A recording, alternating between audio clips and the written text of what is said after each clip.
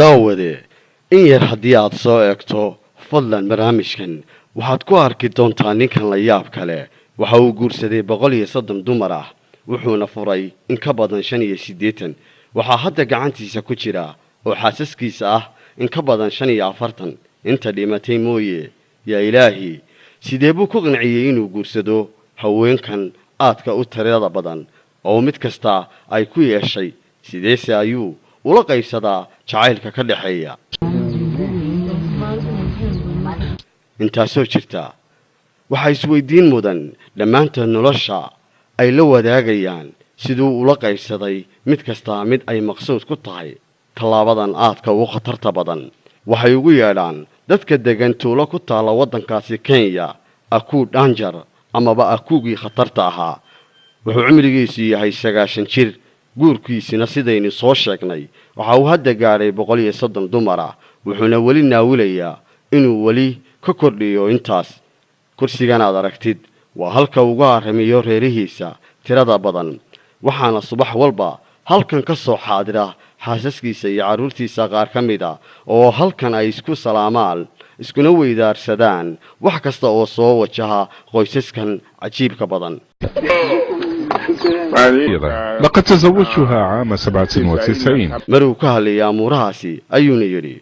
tani waa xaaskaygii ugu dambaysay waxaanan guursaday sanadkii 1997 xaaskiisa ugu weyni way xanuunsanaysaa waxa isagu halkaasi ugu tagaa oo laf ahaantiisa soo eega si uu xaaladeeda u ogaado akuku waana kan isagoo salaamaya kana waraysanaya xaalkeeda tanna waa xaaskaygii labaad waxaan guursaday 1943 qarnigii hore waxay dumarkiisu u dhaleen 262 wiil iyadoo habluhuna ay yihiin tira intaa ka badan 300 waxaana ka dhintay caruurtiisa 48 dhammaantood akuku khatiir wuu wada xasuusan yahay magacyadooda iskagamana khaldamaan muuqaal kastoo ay leeyihiin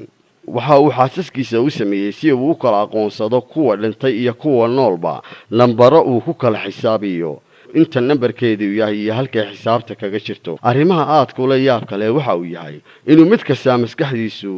fayl gaar ah gudaheeda uga faratay taas oo uu ku hayo wax kasta oo haweenaydaasi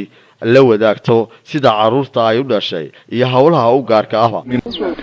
Ukiapa namba moja mpaka 10 na kufa 3 lambarada 10 إلا 10 كدرتي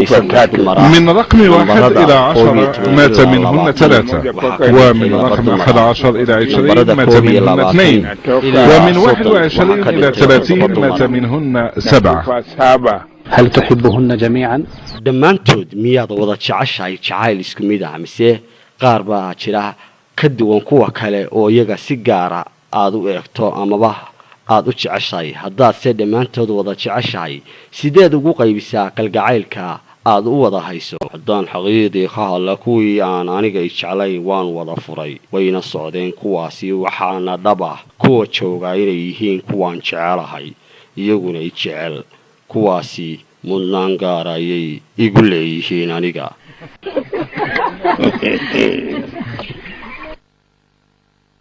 wuxuu ku nool yahay akuku khatiir adduunyadiisa gaarka ah mana dhibto dhibaatooyinka dumarka qaarkiis kaga timaada waana arrin uu isagu u arko inay tahay nolol baraka badan mana maqlo aragtida iyo warbixinaha ay siiyaan wadaadada diimuhu tani waa xeradiisii uu dadkaasi iyo dumarkaasi ku dhaqdo tanna waa dabeecadiisa u gaarka ah isaga daawadaha qiimaha badan oo iska jira inaad ninkaasoo kale aad la mid noqoto haddaad se doonayso in wiilashaadu ay ka bataan 100 waa inaad weydiiso oo aad qaadato waxay ku yiraahdaan culimada sharciga iyo diintu oo iyagu cilmigaasi si fiican kaaga qancinaya si aadan u noqon mid xadka ka gudba oo sharciga jabiya وقت جري وجريغو هدي كالي وغلدا تمو أنا ويدر أنا قرو وقت